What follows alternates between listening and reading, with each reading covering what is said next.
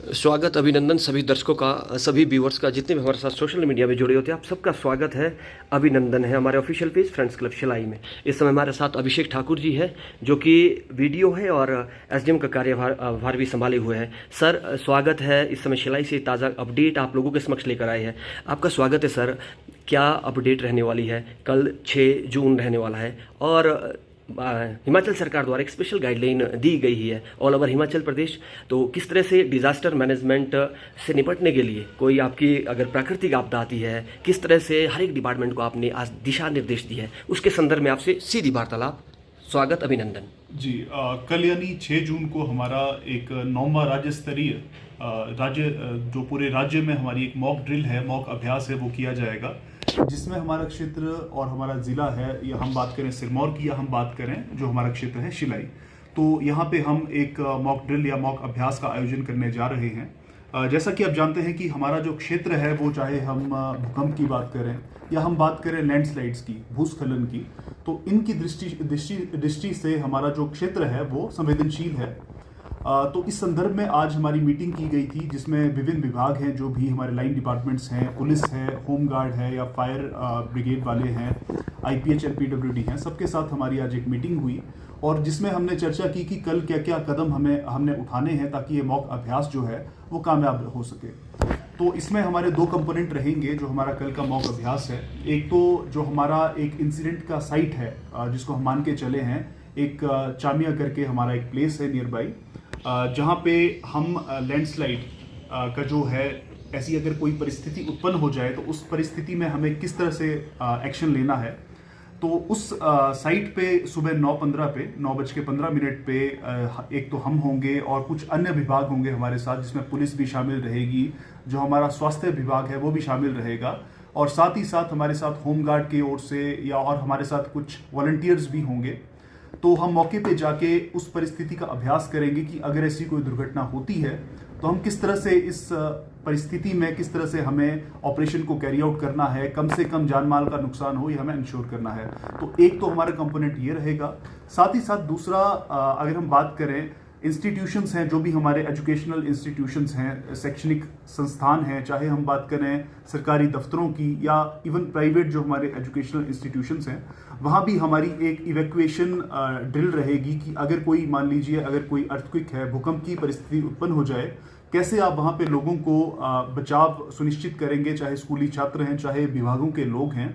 तो इस बारे में हमारी 10:30 बजे कल एक हमारी मॉक ड्रिल शुरू होगी, जिसके बारे में सायरन आपका 10:30 बजे बजाया जाएगा, और 10:45 पे यानी कि 15 मिनट की ओवरऑल ये हमारी मॉक ड्रिल रहेगी, जिसमें हम एक तो साथ ही साथ इवैक्यूएशन की बात है, कैसे निकासी हो उस स्थल से, साथ ही साथ क्या क्या डूज एंड डोंट्स है, क्या कदम आपको उठाने हैं अगर ऐसी कोई परिस्थिति हो जाए, कैसे अपना बचाव करें, अपने आसपास के लोगों का बचाव करें, इस बारे में हमारा ये अभ्यास रहेगा। तो इस बारे में मैं शिलाई वासियों को ये सूचना देना चाहता हूं कि किसी को भी घबराने की कोई आवश्यकता नहीं है, ये केवल एक मॉक अभ्यास है, और ताकि कोई ऐसी भविष्य में परिस्थिति उत्पन्न हो तो उस स्थिति में हमें कैसे कार्य करना है, उसके लिए ये मात्र एक मॉक अभ्यास है। जी, अर्ली इन द मॉर्निंग 10:30 बजे एक सायरन बजेगा, जो कि अग्निशमन की जो गाड़ियां होती है वो लाउडली बजेगा।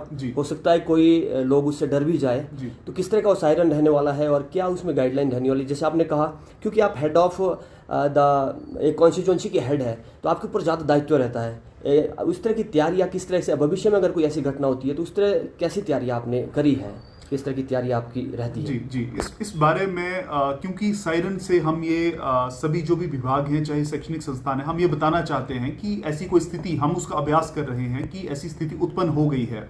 तो उस स्थिति में जैसे ही सायरन बजेगा, जैसा कि मैंने आपको पहले बताया, कि उसके बाद जो हमारे संस्थान है, चाहे ऑफिस है, वहाँ पे एक एक्सरसाइज की जाएगी कि मान लीजिए ऐसी भूकंप आ गया है, जैसे हम बात कर रहे हैं, तो उस परिस्थिति में आपको क्या कदम उठाने हैं, तो वो सारा अभ्यास रहेगा। चाहे हम बात करें, फिर निकासी की बात है कि ऐसे स्थल से आपको निकलना है और किसी खुले स्थान में आना है, तो वो सारा अभ्यास किया जाएगा। साथ ही साथ ये भी दर्शाया जाएगा कि किस तरह से क्या चीज़ें आपको कदम उठाने हैं, नहीं उठाने हैं, इस बारे में भी सारा ज्ञान दिया जाएगा। समय समय पर ऐसी मॉक ड्रिल कितनी बेनिफिशियल होती है? क्योंकि वहाँ पे एक वो स्थिति पैदा की जाती है जो अब रियल लाइफ में होने वाली होती है। तो इसको आप कैसे देखते हैं, क्या होनी चाहिए ऐसी जो मॉक ड्रिल रहती है सर? जी बिल्कुल, जैसा कि मैंने बताया कि हमारा क्षेत्र जो है वो काफ़ी संवेदनशील है। जैसा कि हम भूकंप की बात करें, जोन 4 में हमारा एक क्षेत्र आता है, या चाहे हम बात करें लैंडस्लाइड्स की, भूस्खलन की, तो इससे हमें नेचुरली अगर हम पहले से तैयार रहेंगे तो हमें पता रहेगा कि उस समय करना क्या है और ज़्यादा से ज़्यादा जान माल का जो नुकसान है हम होने से बचा सकते हैं। शिलाई के क्षेत्रवासी जो इस मॉक ड्रिल में का हिस्सा नहीं बन सकते हैं, उनके लिए क्या मैसेज आप देना चाहेंगे? क्योंकि आने वाले समय में बरसात भी आनी है, बहुत सारी लैंडस्लाइडिंग होगी, अर्थक्वेक आएगा, इस तरह की कुछ प्राकृतिक जो आपदाएं होती है उनकी होने की संभावना ज़्यादा रहती है उनके लिए। क्योंकि आप उच्च पद पर बैठे हैं और आपकी बात, आप अपने संदेश में आपका कहना आपका दायित्व भी बनता है, क्या मैसेज देना चाहिए? जी, इस बारे में क्योंकि जनप्रतिनिधि हमारे इसमें काफ़ी एक बड़ा रोल निभाते हैं, तो जैसे जो हमारी साइट है वो ग्राम पंचायत पाव मांडल में पड़ती है, तो हमने उनको भी सूचना दी है कि आप अपने स्टाफ के साथ, वार्ड सदस्य हों चाहे या गांव के लोग हों, क्योंकि जनरली जब भी कोई हादसा होता है तो मौके पे पहले पहुंचने वाले हमारे गांववासी या उस क्षेत्र के जो लोग होते हैं वही सबसे पहले पहुंचते हैं, जिनसे कई बार हमें भी सूचना प्राप्त होती है। तो मैं आग्रह करूंगा जो हमारे जनप्रतिनिधि हैं कि उस मौके पे पहुंचें और हमारा भी सहयोग करें और इस अभ्यास का हिस्सा बने। Thank you so much sir, आपने समय दिया, आपका बहुत बहुत आभार, अभिनंदन।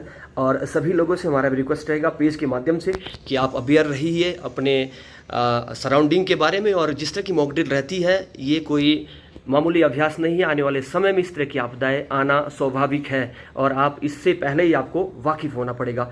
आज की अपडेट के साथ इतना ही, फिर मिलते हैं अगले किसी नई अपडेट के साथ, तब तक के लिए धन्यवाद। जय हिंद, जय हिमाचल।